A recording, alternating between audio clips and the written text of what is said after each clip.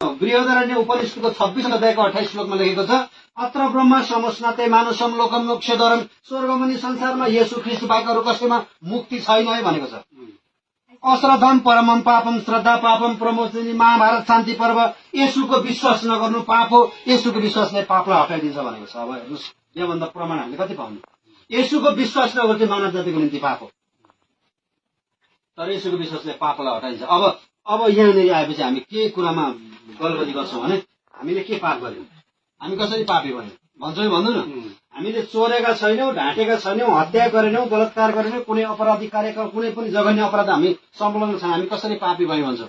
तर तपाईँ घरमा एउटा पण्डितलाई बोलाउनुहोस्, सत्यनारायण सबैभन्दा सानो पूजाको कुरा गर्छौँ, सत्यनारायण पूजा लगाउनुहोस्, ब्राह्मणलाई बोलाएर तपाईँले छरछिमेकी पाती चढाउनलाई छरछिमेकी बोलाउनुहुन्छ, इष्टमित्र बोलाउनुहुन्छ।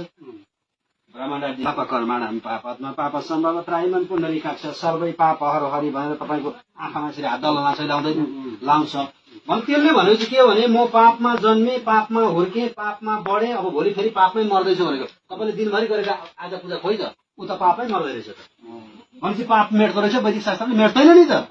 पाप मेट्नको निम्ति येशू प्रभु यो संसारमा आउनुभयो अनि येशू प्रभुलाई जबसम्म तपाईँले मैले विश्वास गर्दैनौँ हामी मुक्ति हुनै सक्दैन। तपाईँ र म त नरकमै जानुपर्छ।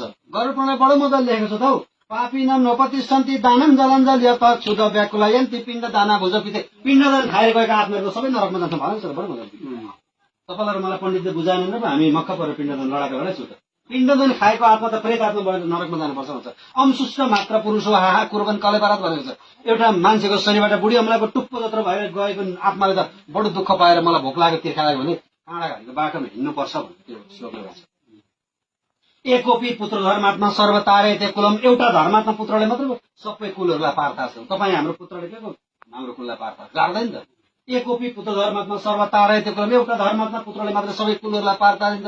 त्यो धर्मात्मा पुत्र कस्तो हुँदछ भन्दाखेरि ब्रह्मयोधा पुत्र नयति संग्रहित स्तोदनयत एवं ज्ञात्वा खगश्रेष्ठ हिन जाति सुतम त्याजित भन्छ। ईश्वरीय विधि विधानद्वारा बिहे भएकी स्त्रीको घरबाट जन्मेको पुत्रले पो स्वर्ग लैजान्छ। तपाईँ हामी श्रीमान श्रीमतीको मिलनद्वारा जन्मेको पुत्रले स्वर्ग लैजाँदैन भनेर बडो मजाले लेखेको छ, व्याख्या गरेको छ।